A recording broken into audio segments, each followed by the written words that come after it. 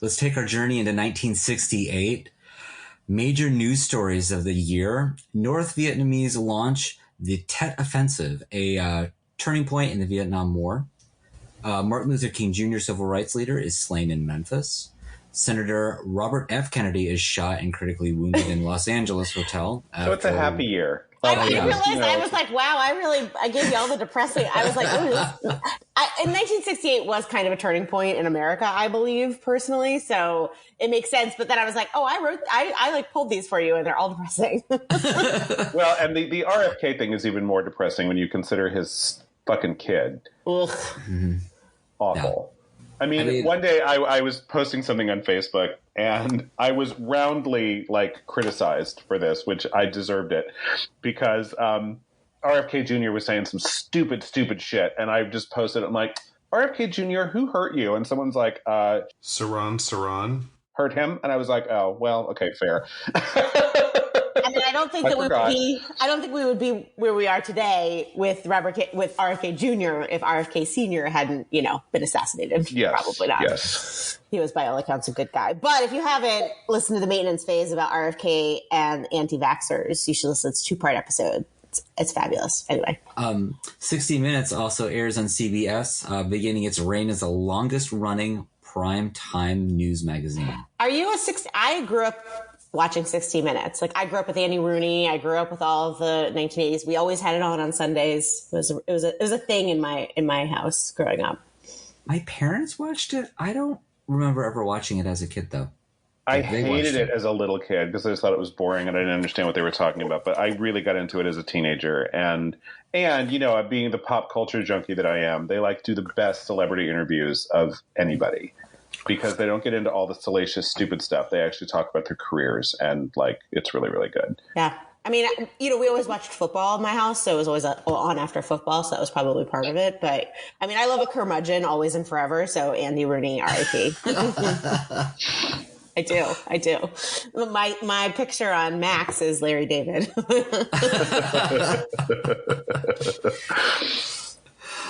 This is also the introduction of the motion picture rating system. So we got our G, our PG, R, and X. No PG-13, though. I guess that came later. No, that was later. They decided we needed something between PG and R because, there are just things that are okay for late teens, but you wouldn't want a 5-year-old to see, which I think is fair. I mean, the rating system is so fucked. I mean, it's so stupid and arbitrary and subjective. But so much better than the Hays Code, right? I mean, at least now we had movies that you could say, yes, this is a movie for adults. And we can make movies that maybe little kids shouldn't see, but we can still make them. Which, before, basically every movie had to be G-rated, which was dumb. I mean, I love classic old movies, but that was really stupid. Well, my mom's standard was it couldn't have sex. It could have as much violence and swearing as it wanted. It just couldn't see sex. Yeah, because, gore and torture is okay, but pleasure is awful. Hey, my mom took me and some friends on my 12th birthday to see RoboCop 2, which was R-rated film and far worse than the first one. It almost got panned because the kid got shot in the movie, and that was it had the death scene. Wow. Yeah. I don't remember having too many issues going to see whatever I wanted. I remember going to Pulp Fiction in high school, before I was 17. I don't know. I don't remember having any sort of and let me tell you, at the Germantown, wasn't even a Regal, at the Germantown movie theater, whatever it was, Gennaro, they weren't checking your IDs. I told my mother that she had promised me that she would take me to see the Amityville Horror. I was convinced that was true. She was like, I never would have promised you to take that movie, but I made her take me. And then I spent the entire movie crouched down, scared for my goddamn life. Scary ass movie. I love a scary movie, and the book is also fucking scary too. And I usually don't get scared by books, but that book is scary. The flies and the blood seeping from the walls. Anyway, good intro to what we're going to be talking about shortly. Yeah. We also have Top of the Pops was Hey Jude by the Beatles. Another happy tune. Hey Jude. And biggest movie of the box office was Funny Girl. So there's something happy, right? I've never actually seen Funny Girl, so Me I can't either. tell you. Funny I'm Girl is assuming. actually not. It is not a happy movie. So it's an ironic name. It's got some funny stuff. I mean, it's very much a comedy drama, but it's got a very, very melancholy ending. So no, and Funny Girl is ironic. The song is really sad. Funny Girl, the title song, is super, super sad, and the ending is really sad. And yeah, but it's great. But it is also great. If you haven't seen it, you should see it. Okay. So really the title needs a little question mark at the Yeah. end. Irony. It's irony. It's okay. And then Best Picture Oscar went to In the Heat of the Night. Which we talked about last year. Yeah. Which you should watch it and then listen Yes. to our episode. And by the way, Absolutely. this show has been around for so long. The winner for 69, because of course Rosemary's Baby was up for 69 Oscars, was Midnight Cowboy, and the Rewind Project talked about that one too. We're getting a real archive, is what we're saying. Yeah. Running out of movies. That's right. Although Midnight Cowboy, Best Picture winner 1969, triple skip, if I recall. Oh, wow. Yes. I've never seen it. We hated Neither it. have I. I'm okay with that, not never seeing it, We probably. hated it. It was awful.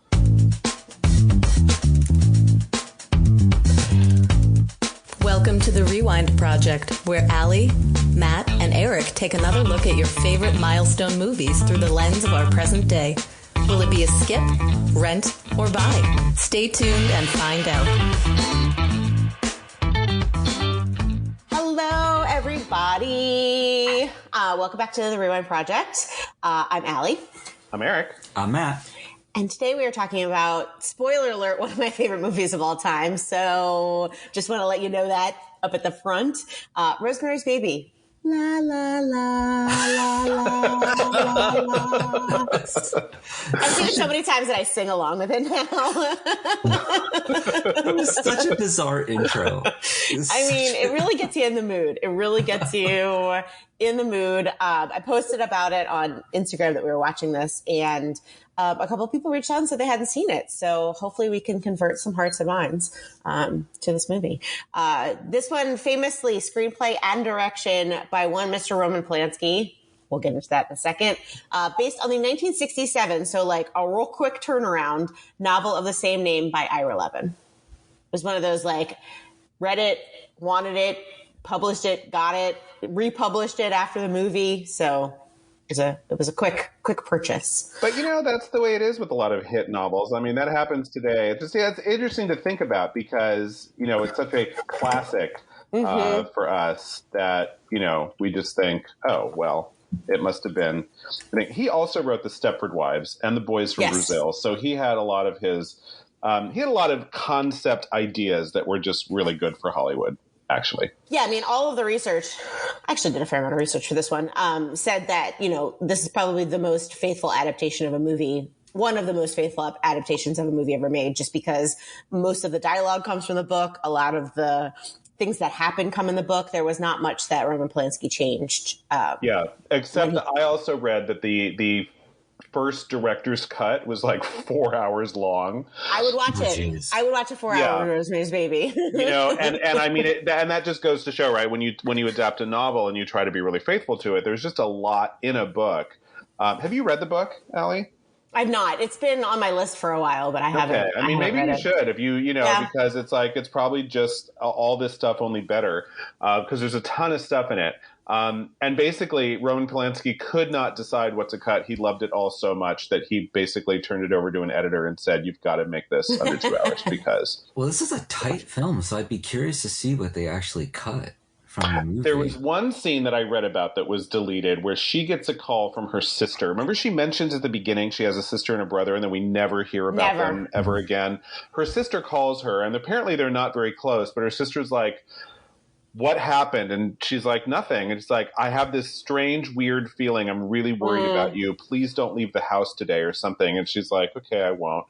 And apparently, but the call was coming from inside the building. It didn't matter if she left the house. well, that's it. That's the night she went over to the Cassavettes for dinner, but she didn't leave the building. Right. So I mean, that's the but her sister didn't know that, and neither did Rosemary. So right. I mean, that was the one thing that I read about that they cut, which we didn't need that scene. Nah. That's fine. But apparently, yeah, Roman Polanski filmed every scene of this book, and then they had to figure out how to cut it down, which they did a great job because it didn't feel like there's any plot holes. It didn't feel incomplete in any way. And maybe Roman was, exaggerating a bit when he said 4 hours. I don't know. I read it on the internet, so it must be true.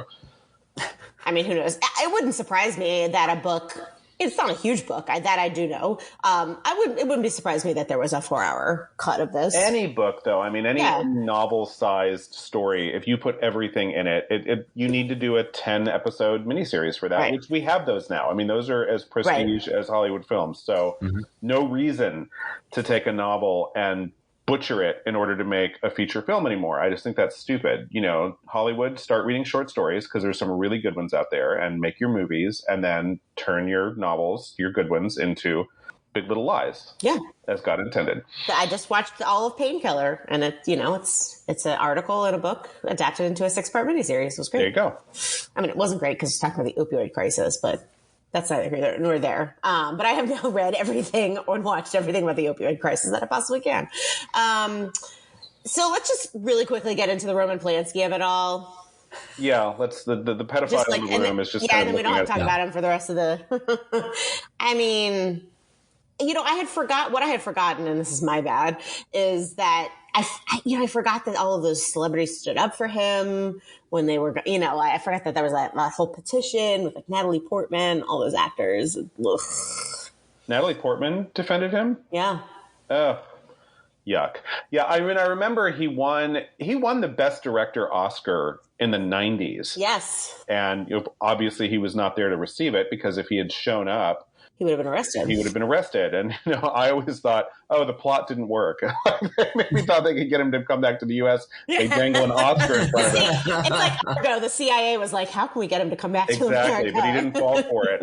No, he raped a 13-year-old girl. I mean, that's the Roman Polanski story. And he is... And many others, alleged. Yeah, I mean, we know that he did, it's just awful, completely up to rape, and he can't enter the U.S. because he will be arrested as soon as he sets foot in the country. He's a terrible person. No one should work for him anymore. He's a good director, but that does not excuse anything. And, I don't know for a fact that if you rent Rosemary's Baby from, Prime Video or, Apple TV or wherever, I don't know if Roman gets a check for that. I hope not, because I would still tell people to see this movie, even though he's an asshole. I think those two things can coexist. I mean, if he's avoiding extradition, I'm also imagining there are some kind of tax evasion things going on there too. So I doubt he actually does get any money. He might not be able to get any money from the. I don't know. Who knows? Who knows? He's a dick. Let's put that to bed. So notable achievements, quite a few. The list was very long, so I've distilled it slightly. The scene in which Rosemary is raped by Satan, words that I never thought would come out of my mouth, was ranked number 23 on Bravo's The 100 Scariest Movie Moments. I love this movie. I have to take a little issue with that. I was not scared so much as I was like, what's happening? That's weird. But I was not watching between my fingers the way I've done for many, many more than 23 other movies in my life. Yeah, I didn't think it was scary. You know what it reminded me of this time when I watched it? I have seen this movie approximately 538 times. What I got from this time was it really reminded me of that crazy tunnel scene in Willy Wonka. It's got that kind of a little bit frenetic, like really dreamlike. I don't know. I mean, I think that the tunnel scene is actually scarier than the rape scene, if you're going to ask me. Yes. I mean, I hope that Willy Wonka's tunnel is above this list on Bravo's ranking. It's about penetration and going through. Yeah. I mean, I always, I misremembered the dream sequence. When I watched it this time, I was like, it seemed like a dream, but it wasn't. I'm like, but it was. Right. She wasn't on a mattress in the middle of the ocean in the Mediterranean. She wasn't on a boat. I mean, objectively, there was some hallucinations going on there. But the point is, some of it was a dream and some of it was not. Apparently, the basement full of, naked geriatric Satanists was real. It was real. And that's the scariest moment of the entire movie, if you ask me. I mean, it's because she didn't eat if she had eaten all of the chocolate mousse, she would have been not. There wouldn't have been any reality to it, but because she scraped half of it into her napkin, she only got half of the effects of whatever drug exactly Minnie put in there. So someone a chocolate mousse with a chalky undertaste. That's just bad planning. I know. Yeah, get better drugs, Minnie. What are we doing here? I know you have a whole herbarium. Can we get something that doesn't taste chalky? Or one that takes less to do the same thing. Right.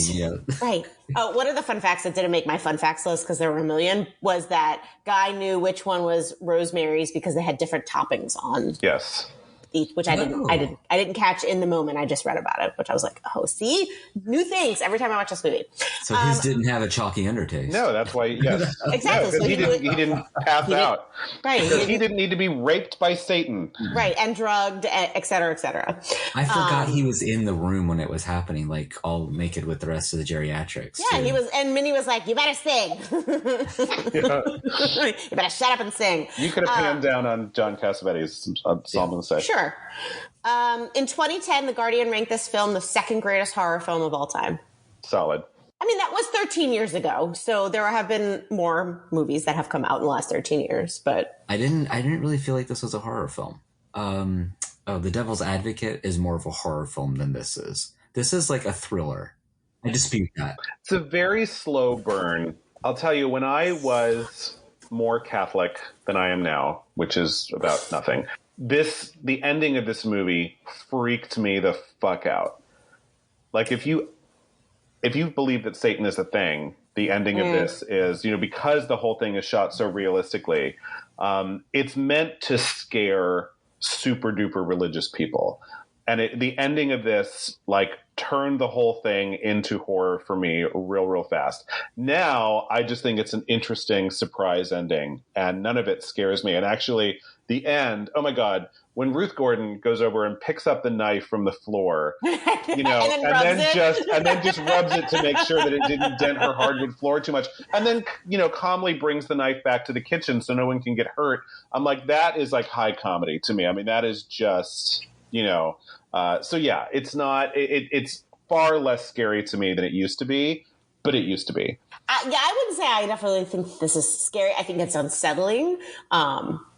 And I don't know. I just think it's overall just a good movie. And it is very creepy. I think creepy is maybe a better word. Yeah. And I'll tell you what, post, Supreme Court trash 2023, the main horror of this movie is just how little control Rosemary had over her body and her whole life. I mean, that really is the horror aspect of it. The idea that she's living with a man who would do this to her. That's really if there's anything that kind of sits in the pit of your stomach is horror, it's that. I mean, we're gonna get into all of that. Yeah. All of that. In 2014, this movie was deemed culturally, historically, or aesthetically significant by the Library of Congress and selected for preservation in the National Film Registry. Great. Check. Yeah, it was nominated for 2 Academy Awards at the 1969 Oscars. Ruth Gordon won for Best Supporting Actress. No qualms there. I think this performance is brilliant from the jump. And it was nominated for Best Screenplay based on material from another medium, aka adapted. And then nominated for 4 Golden Globes. It was nominated for Best Actress, Motion Picture Drama, Best Supporting Actress, which was Ruth Gordon who won, Best Screenplay, and Best Original Score. I feel like that's all fair. Yeah.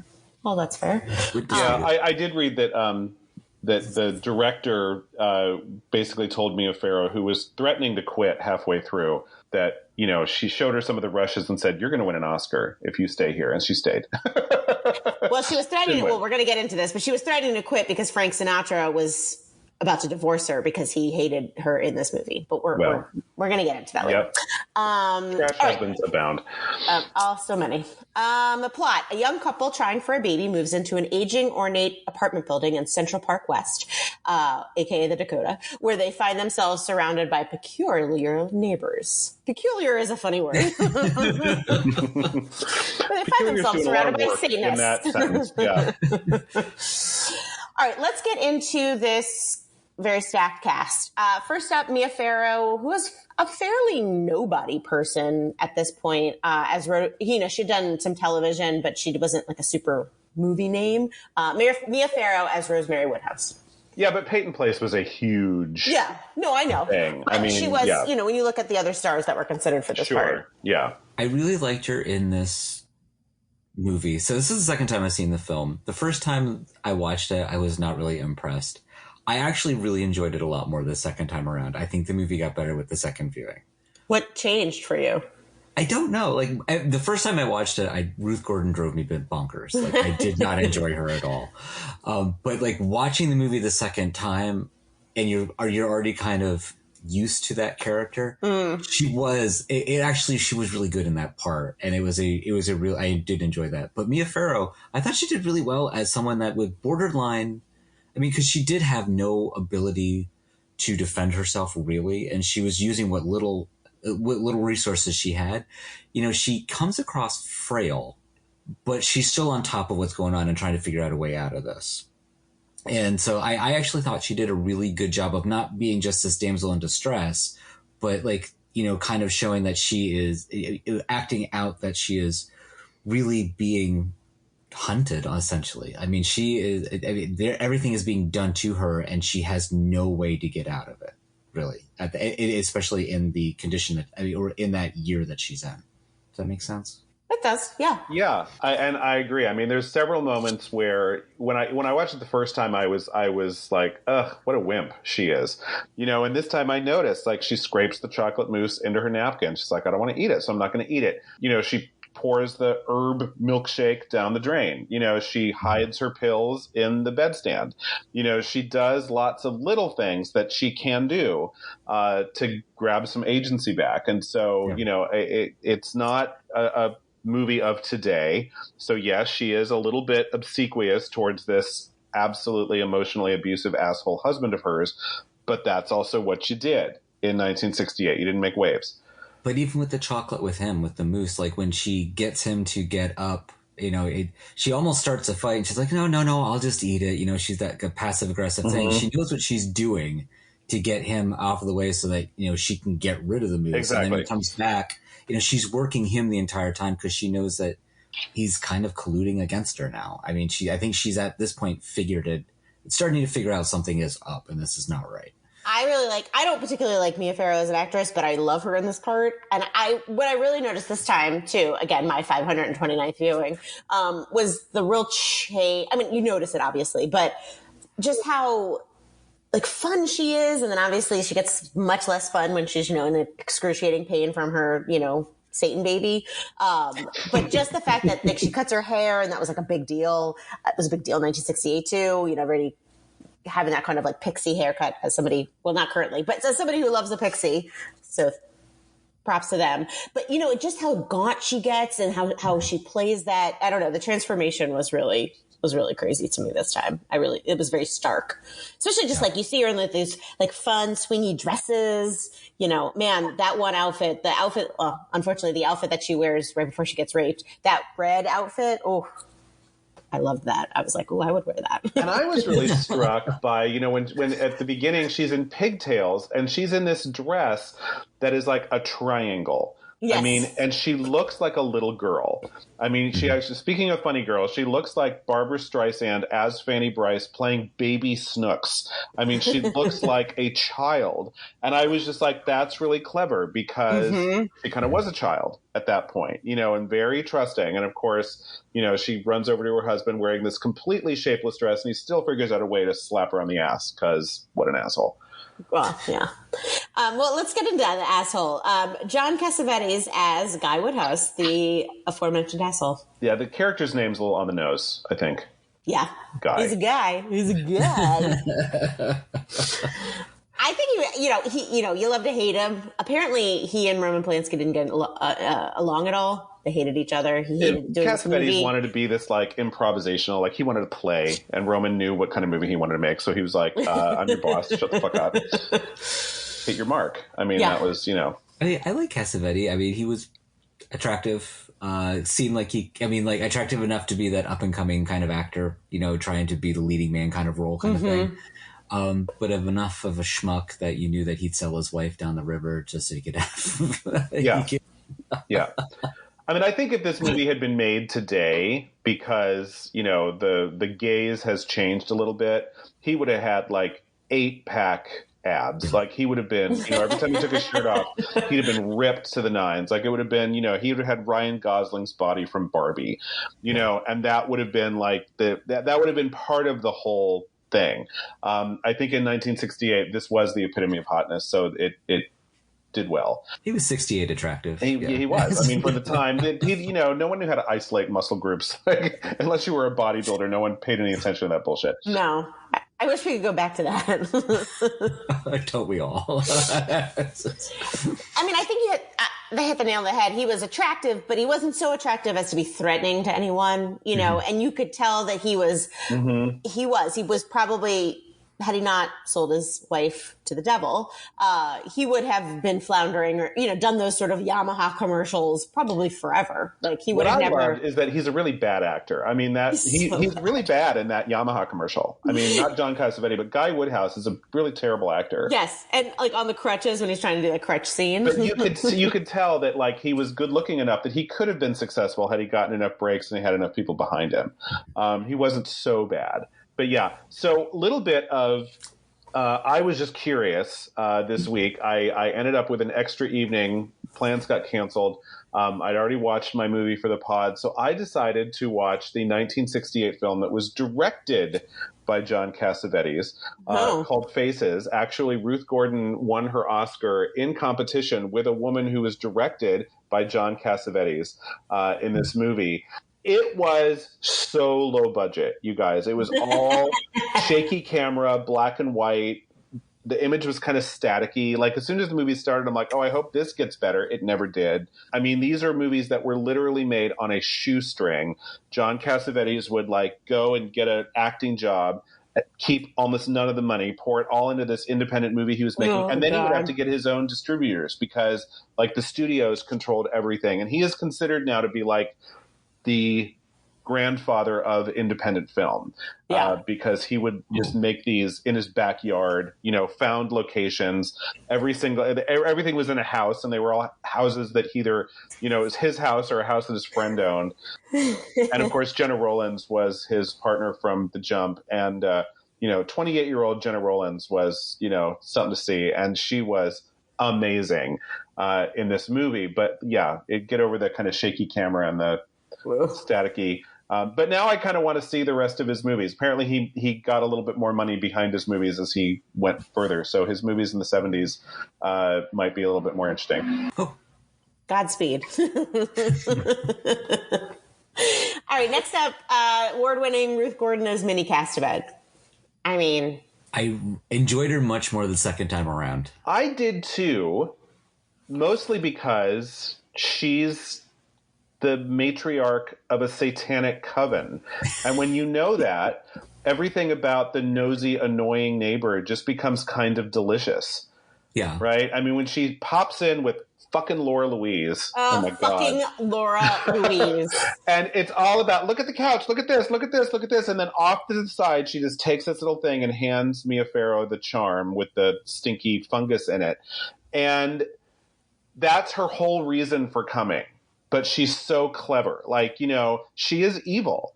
I mean, she is absolutely evil, but it's under this disguise of, I just wanted to stop by and thank you for those kind words you said the other day. And with that big, huge polka dot, thing on her head. I mean, she is brilliant. And that's why, I mean, Minnie is a brilliant woman who is not this nosy, annoying neighbor that she pretends to be, which is why a second viewing of this, she just, explodes. Would you want to wear the charm that they lifted off the dead girl that Thank you. jumped out of the Thank building? you. I literally was like, I caught that again, I've seen this movie 100,000 times, but I was like, oh, right. They literally like take it off of this person who committed suicide, probably because she was the one that was supposed to have the baby and found out, because that's what they were talking about, is like, are we going to tell her? And they told her, which was dumb. So they learned the second time, or maybe, who knows, maybe this is the 90th time that they tried this. But yeah, I was like, what are you doing, Rosemary? Well, and she does put it away at first. Yes. And her husband's like, I think you should wear it. They gave it to you. It's a gift. You should wear it. It's like, oh, shut the fuck up, Guy Woodhouse. Such an asshole. But she does put it away. It was only until it's like, she's so, her whole being is so intent on being a mom. It's only when she thinks she needs good luck from every possible superstitious angle she can grab it that she picks it up and puts it on. And then, it ends up down the sewer, because when she's had enough of these assholes, she takes it off and throws it away. Yeah. I just thought Minnie would have been a little bit smarter to give her something new. Just like a different charm with the same garbage inside. True. But I don't know, maybe that one was blessed by Adrian Mark. Who knows? Maybe. Yeah. Maybe it's got the Satan juju on it. Sidney Blackmer as Steve Marcato / Roman Cassavettes. The name is an anagram. I'm not really familiar with him, but I thought he was great. I did too. He's the one character out of the beginning, out of both, from my first viewing, that I actually really liked too, because there's just something about his old man dad kind of quality that, like, you imagine him being that person that comes over and just tells you stories, like when you've got that kind of neighbor, like somewhere inside your neighborhood. I can just imagine sitting down, probably listening to a bunch of his stories. Like right from the get-go, he's like, "Oh, I've been all around the world. I've traveled everywhere." Like it's his comment. He says like 5-6 times, and so he just starts talking about all these things. He's like, "I've been to Toledo. I've been to Australia, Fairbanks, Alaska." Poughkeepsie. So I did really enjoy him, and I loved at the end scene where he finds a way to encourage Rosemary to create that connection with her child, and just quietly shuts down, what's her name? The other fucking Laura Louise, man. Laura Louise. Fucking Laura Louise. I have never liked her, but this viewing, I particularly hated her.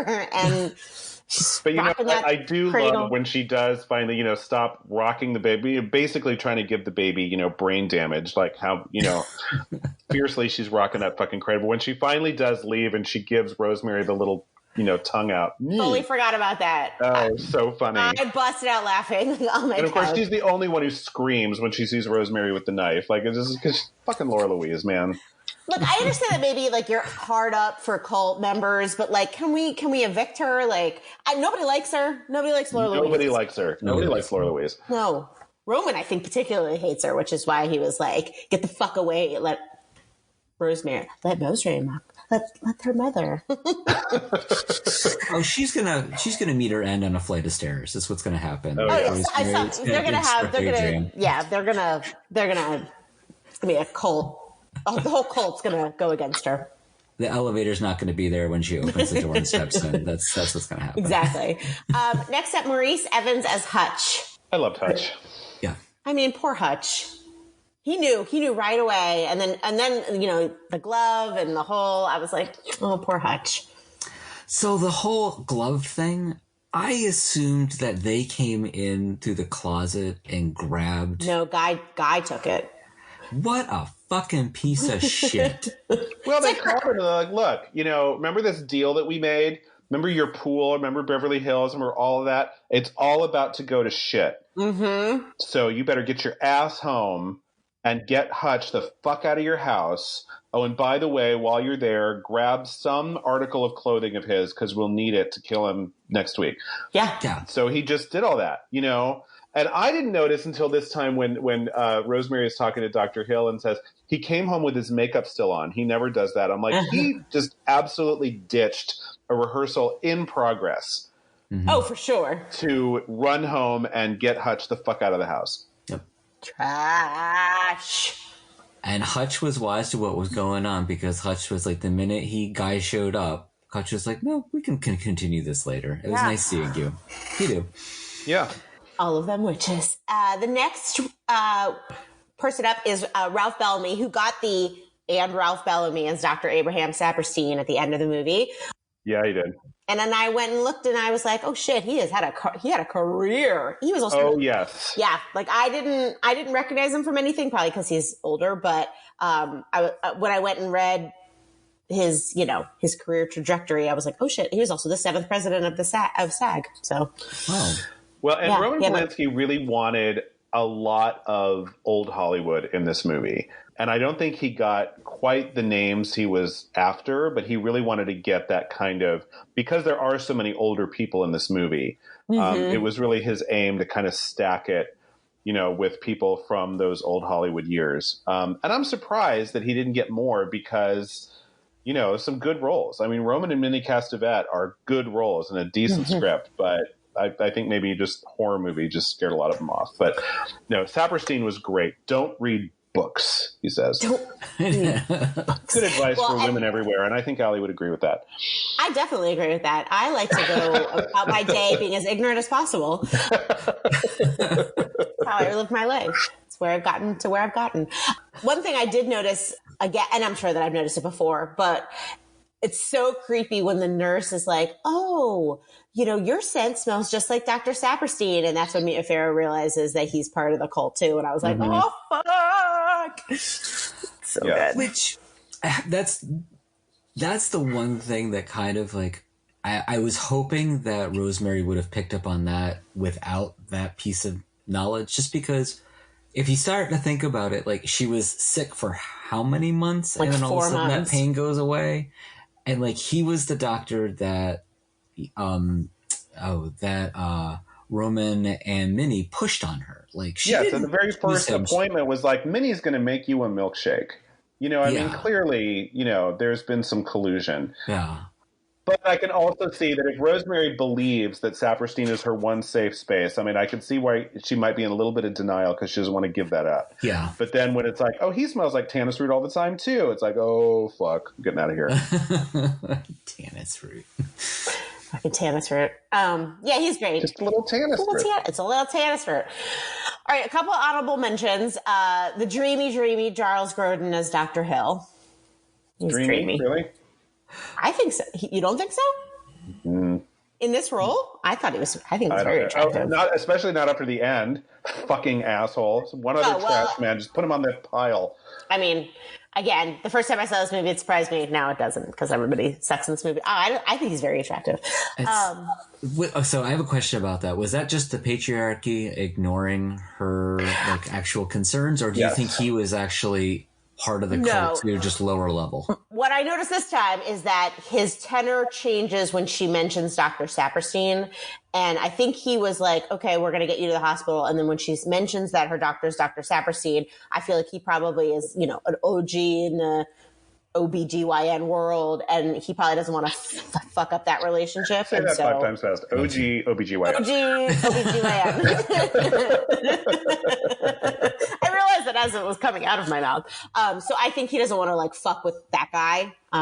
So I think, to me, that is where I saw him then calling her husband. I think that he did believe her up until she said that point. Gotcha. I think he believed she was crazy, but he was still going to do the best for his patient. But yeah, I think I agree with you. That's when he made the switch. But still, when a woman makes an appointment to come see you, she is your patient. You do not work for her husband or her other doctor. But she wasn't his patient, so it was a little murky because she only went to him once. She was his patient. That's as far as I'm like, even if she severed the relationship, she's in his office right now. I mean, about to give birth. So yes, you don't call the husband, especially if she's clearly afraid of him. But yes, no, I mean, smash the patriarchy. That's this whole movie. And there's a lot of debate, in the YouTube sphere, at least, about whether or not this is a feminist film. I absolutely believe this is a feminist movie. I mean, whether or not Roman Polanski, who is not a feminist, is not in the Feminist Hall of Fame. But I think that however they intended it, when you watch it today, just the lack of autonomy and agency that she has makes my blood boil. And I think that would be a pretty standard response. So I'd have to say that this kind of this qualifies to me, but he is absolutely, yes, part of the patriarchy that you just want to hit in the face.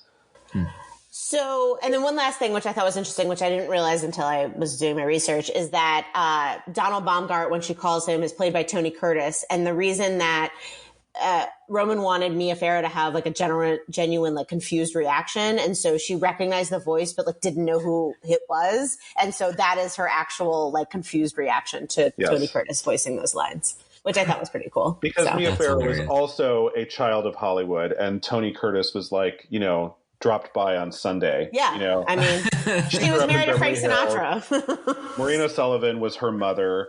Liza Minnelli was her childhood friend. I mean, it's just, you know, Mia Farrow is a child of Hollywood. She's a Nepo baby, as you would say. In 2023. All right. Well, let's talk about trash men and trash husbands and the patriarchy and all of the things. And I understand, is what I wrote. I said, look, I understand that the 1960s wasn't really a bastion of men being amazing. But I feel like this movie just takes it to the next level. Like, yeah, the minute he gives her the chocolate mouse and you know what's going to happen. And then the fact that he's just there waiting for it with everybody. He's not even ashamed to be there with all of them chanting about, because he knows what's going to come on. I can only imagine that he just thought they were all batshit crazy. And that's the only like pass I could kind of give him. No, I can't give him that. But I mean, if you're standing there chanting and waiting, what do you do when you actually watch Satan come up from hell and like get it on with your wife who is half drugged right now? I mean, like, you're a fucking piece of shit. Well, you know, somebody theorized on one of the many like YouTube video essays I watched, like, you know, deconstructing this movie, that it was actually Guy who physically got on the bed and got on top of her, but then Satan took him over. Like, and then he became like the spirit of Satan, like, you know, somehow, like, because apparently he is walking down a hallway buck naked for like 2 seconds approaching the bed. But when she's on the bed, all of a sudden you see these like cloven hooves and everything, you know, and all of this like, you know, scary. So, But Guy is off to the side with Minnie and she says chant. That's before. And then we see him approach the bed. But it's like for a split second. So, I mean, they clearly did this so that people could, you know, dissect that whole dream sequence till the cows come home and come up with all these theories. And they don't tell you anything for sure. But yeah, but he was there. I mean, regardless, like, it was Satan that had sex with her because she's covered in scratches from the clawed hands and stuff. God, yeah. And like just the cowardice of him the next morning, and he's like, "Oh, you know, yeah, I fucked you when you were passed out." Because that's better than what actually happened. I was like, that's not an improvement. I mean, the sad thing is that it is an improvement. I mean, it's fucking awful, and it's still better than what happened. You know, it just kind of occurred to me to this, like, the movie might have made a little bit more sense, and I might have hated him a little bit less, only a little bit, if we found out from the beginning that he was also a child of these satanic people, and he, you know, before he even married her, like, he went out, you know, it's like find a frail young girl who is biddable and will do what you want, and marry her, and then bring her back to this building, and we'll take care of the rest. And if he'd been on it from the beginning, maybe that would have been a little bit like, well, he's doing what his religion told him to do. Still a trash human being, like, don't get me wrong. But he turned awful quick. Yeah. I mean, one evening with the Cassavettes, it's like, we can make you a star. Done! Satan can rape my wife. Check and check. Yeah, that is crazy, just the quick turnaround.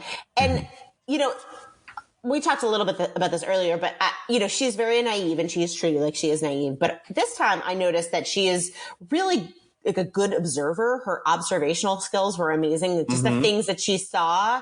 And I just wish that, you know, she had that a little bit more agency just to like, and then also this bothered me at the end when she's going to Dr. Hill. Why doesn't she go to any of her friends that she had at the party? Mm-hmm. Yeah. Yeah. What? And I understand say, that, like, come with me. Right. Or just go to one of their houses. And, you know, they were so good about protecting her at the party that, you know, that if she went there in the state that she was in, 9 fucking months pregnant, They would have been like, gotta get the fuck out of here. They would have they would have protected her. So I was like, where do these friends go? I don't know. Maybe it was a deleted scene. Maybe, and she does call her friend Elise when she's right before she, her water breaks and she gives birth in her bedroom. Yeah. Poor thing. But like that has never like tracked for me in the movie. Well, and I mean, even so, her friends might have thought she was batshit crazy. Even her friends. But like, because if somebody just appears to you and it's like, I'm surrounded by a coven, they're trying to steal my baby and use it for satanic rituals, I'd be like, lady, you are tripping on some high quality acid. I don't know. If I think of all of my really good friends, and if I was in that situation, like maybe they would say that in the group chat afterwards, but like they would take me in. Yes. They would take me in though, and they would protect me. If I said that I was in fear of my life, all of my very good friends that I'm thinking about right now would like not question me. Well, the friends certainly would not have said, she's not right in the head. Let's call Guy. They would not have done that. No, they would have taken her to the hospital. Yeah. Well, probably. And maybe this is just another symptom of 1968 where she didn't think women could protect her. So she went to another man to protect her. And, that's why she went to the doctor. Good point. And doctors, are always kind of these revered figures, right? And so you think that like, oh, the doctor's going to help me because that's what they do. Yeah. Wow. Not Dr. Hill. Fucking asshole. Not Dr. Hill. Here's a question. Do you think a more supportive husband would have still been duped by the Cassavettes?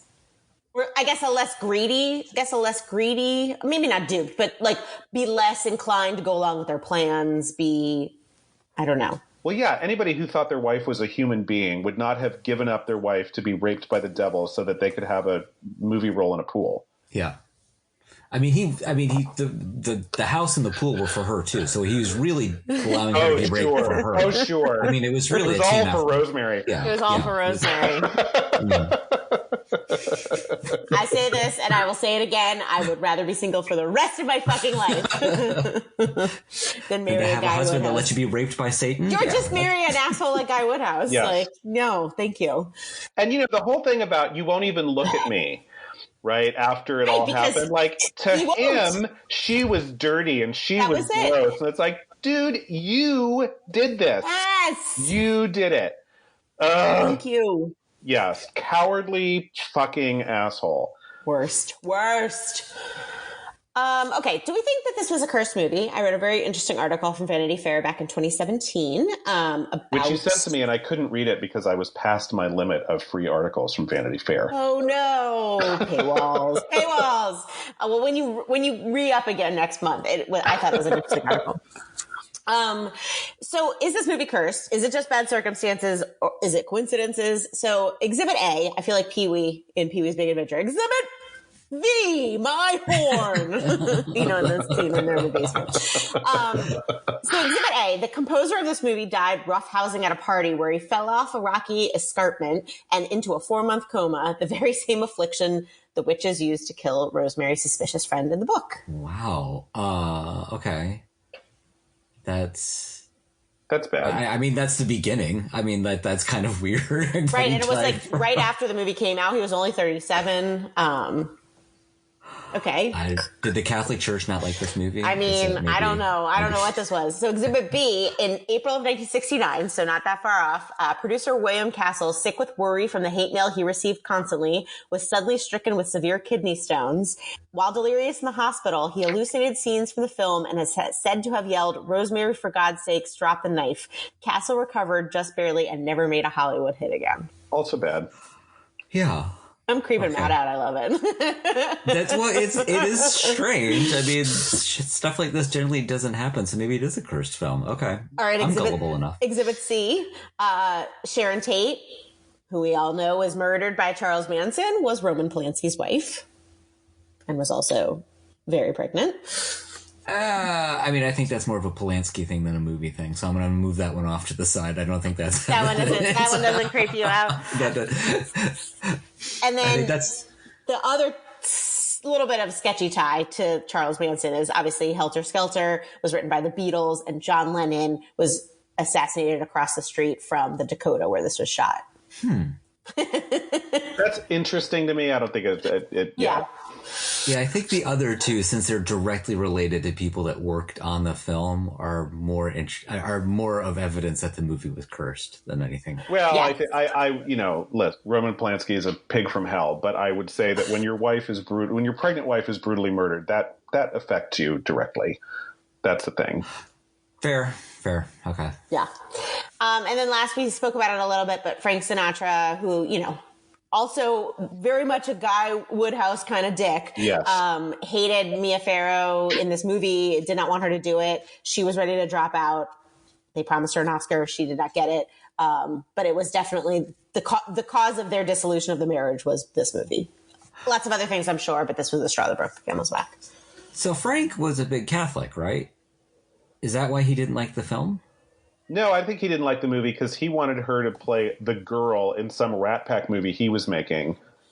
Oh. And, that was all that was. He just, she was doing her own thing, and that was not okay because he's a trash man. That just has to do with, smash the patriarchy, men are trash. Yeah. That has nothing to do with this big. And I don't believe in curses. So, and I think every horror film you can come along and say, oh, look at the bad things that happened to these 4 people. You know how many people work on a movie? Like it just, to me, it's just like, okay, that's funny, but no. I don't know the coma though. That's just weird. The coma's, I don't know. It was a little, I don't believe in that either, but like I was a little like, let's just say the article got me to think about it. Maybe not change my mind, but think about it a little bit. All right. Are you guys ready for some fun facts? Always. Yes. Okay.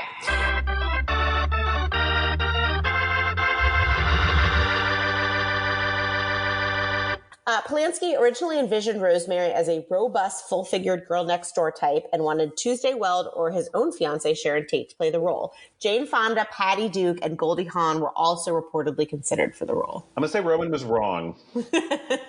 Yeah. Although Goldie Hawn could have done a really great job. Goldie Hawn would have been great. Yeah. And she rocks the pixie, so She does. She does. I know. I just am so loyal to Mia Farrow. Like I think just Mia Farrow was the perfect choice for this. yeah, I agree. for this particular But role. you need somebody who's got that kind of, who appears to be frail. Wayfish. Because yes, wayfish and frail. The Cassavettes had to say that girl that just moved in, that's the one. Mm-hmm. That's the one we want because they thought they could manipulate her and get her to do what they wanted. Because even the girl that Rosemary meets in the basement, she's just a little bit too, Terry. Terry's a little bit too rough around the edges. Yeah, and thinks of herself, and she's had a rough life. She's been to the school of hard knocks, right? And so she can take care of herself. And they wanted a woman who did not have any of that.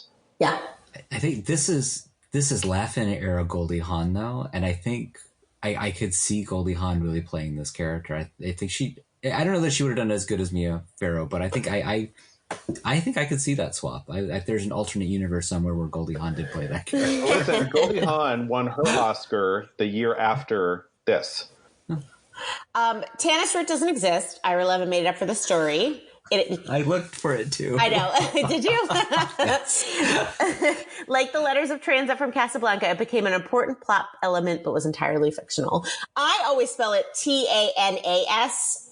Everybody else spells it Tannis because Tanis, Tanas, is an anagram of Satan. I think that's more clever. So Ira Levin, take notes. That's all. Ira Levin, take note. Just saying. This I didn't know and I thought it was awesome. During the telephone booth scene, Mia Farrow can be seen mouthing numbers as she dials Dr. Hill's office on a rotary telephone, specifically 4377. 4377 turned upside down spells hell. That's cool. That is pretty cool. That and the fact that this time on my watching, I discovered that she was giving birth in June of 1966, which is 6/66. Oh, wow. Uh-huh. I was pretty proud of myself for that one. Because I love the fact that they don't highlight any of this stuff. They just let it sit in the deep, deep background.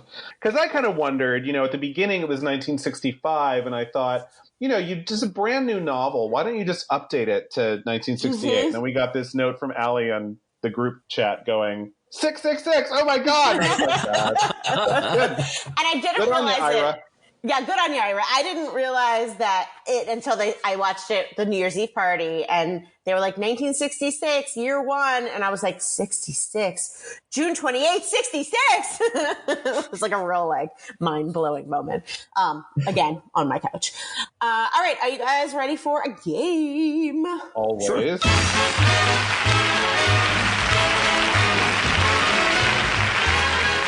Okay, so this game is entitled He Has His Father's Eyes. It has always bothered me. Very ambiguous ending. I want to know what happens next. I do not recognize the trash sequels that came after. So let's make a movie, picking up literally right after Rosemary starts rocking the cradle, and ending whenever you want to end it.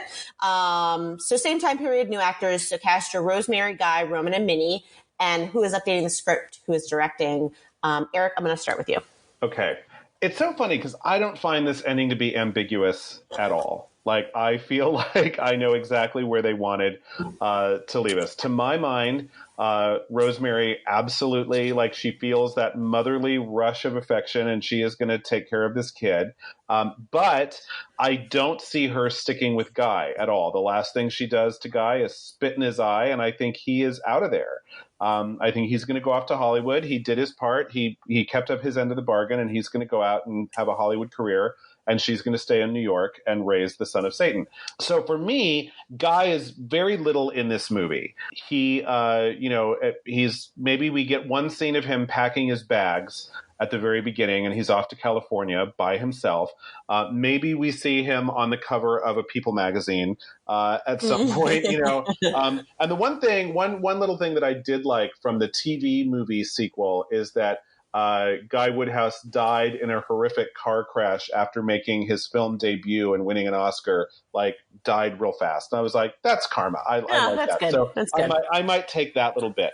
Rosemary is going to stick with the coven, but in continuation of what I feel the feminist themes of this movie are, she is going to actually take the coven over. She is going to realize that as the mother of the son of Satan, she's got a little bit of power. She's going to start to use it, and she's going to kill off all the members of the coven one by one, starting with fucking Laura Louise, which will be a cameo. Laura Louise. That'll be a cameo from Jennifer Coolidge with Coke bottle glasses falling down the stairs. So that's the first thing that happens. And she's going to die mysteriously. And it's going to be kind of the same, all the people in the coven start dying.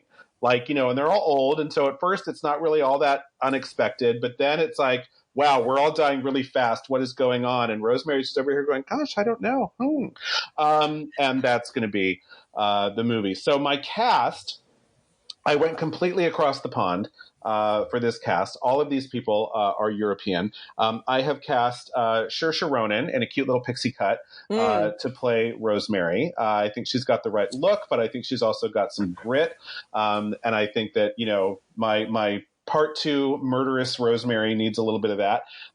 So I think that would be fun. Guy is going to be played by Henry Cavill because to me he is just the personification of good-looking Hollywood idol type, and I would love to give him a little – maybe they go to the movies at one point to see the new Guy Woodhouse movie and he's just really, really bad in it. I think that would be really fun. My Roman Cassavettes is going to be played by Michael Caine.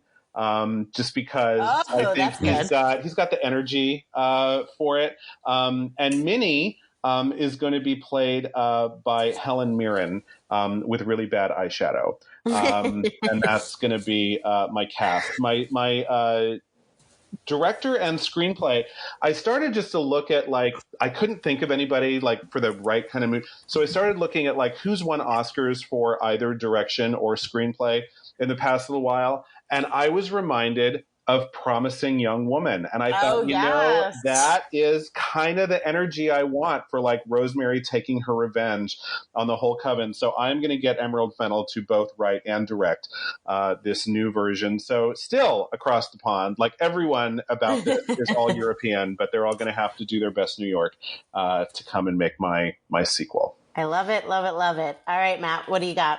Okay, so the story was the harder part for me. I wasn't sure if I wanted to turn this into a horror-comedy where they were, the next movie is them trying to figure out a way to get Adrian into preschool and all that, and how do you deal with that? And so like Roman and Minnie are now grandparents. Yeah. But I thought people really want to watch that. So my story is going to take place where Rosemary does end up being Adrian's mom, but she's like, I think I can raise him better.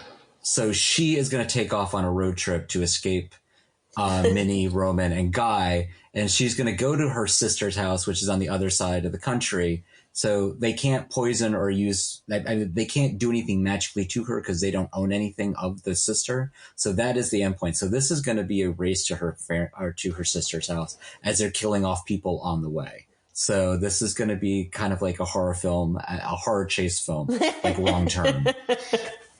My Rosemary is going to be played by Jess Bush. I don't know if you guys have been watching Star Trek Strange New Worlds. No, not. I've never even heard of it. This is one of the best Star Trek shows ever. The cast is absolutely amazing. She plays Nurse Chapel. And she is badass on the show. And in this, I want Rosemary to come into her own. She's also younger too. And what I'm going to do is my Guy, who is actually going to be Joseph Gordon-Levitt, is going to be older than her. So that's one of the reasons why he sold her down the river, is because his career has never taken off. That's also why he didn't care for any of her friends, because they were all her friends. He didn't mingle at that party, because if you notice, good point. He had no desire to talk to anybody there because they were all Rosemary's friends. So I just Googled Jess. She's lovely. So good choice. And she's great on the show. I was thinking Elizabeth Olsen because it's a similar look, but I think she's closer in age to Joseph Gordon-Levitt. So I decided to go a little bit younger. That's why I chose Jess Bush. And I didn't pick Ian Peck because he's too damn good looking to play my Guy. Roman is going to be Tom Hanks. Oh, interesting. I don't know if you guys have seen Asteroid City. He has this now older, distinguished look, and I think he could play Roman really well. I mean, he is our answer to the British and Australian invasion when it comes to all the good actors coming over here. We've still got Tom Hanks, who can play lots of different roles and is a character actor, in my opinion. So that's Tom Hanks is going to play my Roman. And then my Minnie is going to be Rhea Perlman. Oh, that's good. Yeah. I loved her in the Barbie movie, and I think that she was one step away from being Minnie in that movie here. So I think she would be a great ad. And then I don't think this is a horror movie. I think this is a suspense thriller with some horror elements to it. The master currently for me of this is Jordan Peele. He's the best at this right now. Like writing that movie that is jump scares and tension without having to show you any real horror. It's never the horror, like the gore that scares you. It's the tension that he builds that is amazing. Nope was incredible. Nope. Fucking amazing film. So yeah, I think Jordan Peele, I mean, he just owns this market right now. Okay, Matt, I love it, even though you stole my director. Sorry. So I kind of went in between the two of you. I want some humor to this a little bit. So my Rosemary's Baby sequel, untitled as of yet, is just going to focus on the first year of Adrian/Andrew's life. So obviously Rosemary is going to be his mom, but it is going to be a little bit of some irreverent moments like cutting his nails or, I don't know, buying him baby sunglasses so people don't have to see his eyes. But also, again, a little bit of yours, Eric, where she joins the coven, albeit reluctantly, but enough, she wants to see her son. She wants to be a mom, and then maybe starts to take over some of the power, not in terms of like being the head, but just starts to like use their magic against them, and starts to, mess up their spells and, the little things like she did in the movie, but from the inside. So my, Rosemary is going to be Elle Fanning. Okay. Because, good choice. Yeah, because I think that, she plays a lot of like really steely characters, but she also has that kind of like blonde waif-like look. My Guy is Channing Tatum because solid.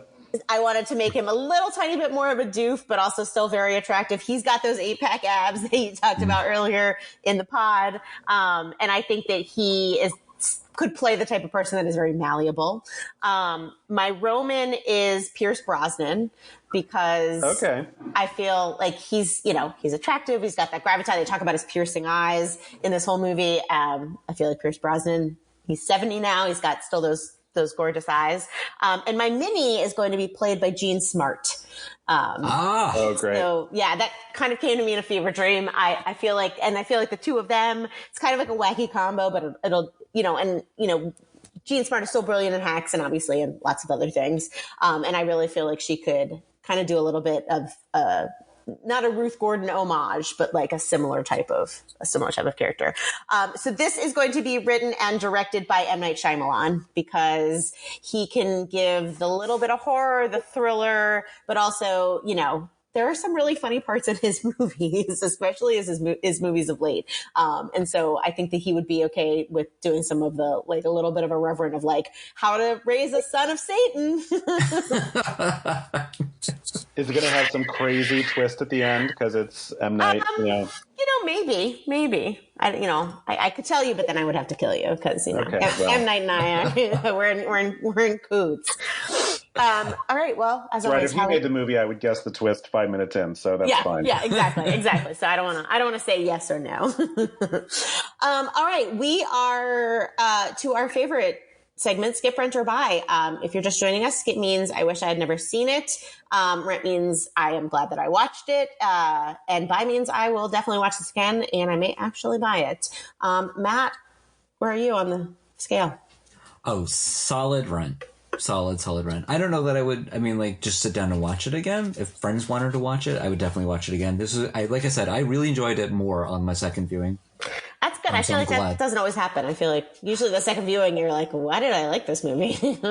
Yeah, but it's a solid film. Yeah. It's well made. It's a tight script too. And so it's really, really done well. And so definitely you need to watch this movie. It's not a horror film, but it's a good thriller. So. Eric? I am off the chart of even this thing. I already owned this movie. So Allie on the group chat was like, ooh, you can stream it on Paramount. I'm like, I own it. Thank you, but I'm just going to click because there it is. This movie is this one and The Sixth Sense are the two that I always think of. They are better the second time. You do need to watch it again. Like it's this, when you know what's going on, you pick up so much more than you got the first time. And like you say, Allie, you could watch it the third time and even notice some things you didn't get the times before. It was actually built, I believe, for people to watch again and again. So yeah, this is just such a solid film and I own it. It's a buy. No surprise. I am a buy. I have probably seen this movie 12 times, a lot of times. Shout out to my childhood best friend, Jody Myers, who introduced me to this movie. We probably watched it when we were way too young to even understand what was going on, but I have always loved it.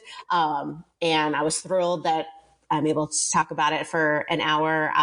It gets better every time. Like I said, I saw things this time that I hadn't seen in the previous whatever umpteen times that I've seen it. I would watch this on a loop. I would watch this in a boat with my coat, with friends, by myself, whomever. A++++. All right. In 2 weeks, we are going to be talking about a movie that is a true epic in all senses of the word. The Burton Taylor Cleopatra. Get ready. 4 hours of movie. 4 hours of movie. 4 hours of movie distilled into one tight podcast. I can't wait. I've never seen it. I'm super excited. I say that now, having not watched it yet. We'll see how I feel after I've watched it. I kind of feel like it's a must for this podcast. That it's just such a well-known film. It's one of Elizabeth Taylor's best known roles. we kind of have to watch it. It was it's a true story, both behind the scenes and in front of the camera. And yeah. I'm keeping my expectations very, very low so that hopefully it will dazzle me and I'll see things in it that I never expected. That's the hope. All right. We'll see in 2 weeks and find out. Have you not seen it, Eric? Never in my life have I seen this movie. Okay. And all right, so we're all going in as virgins. Yes. Okay. All right. So stay tuned. 2 weeks. We'll be back. In the meantime, this is the Rewind Project. I'm Allie. I'm Eric. I'm Matt. Be kind. Rewind.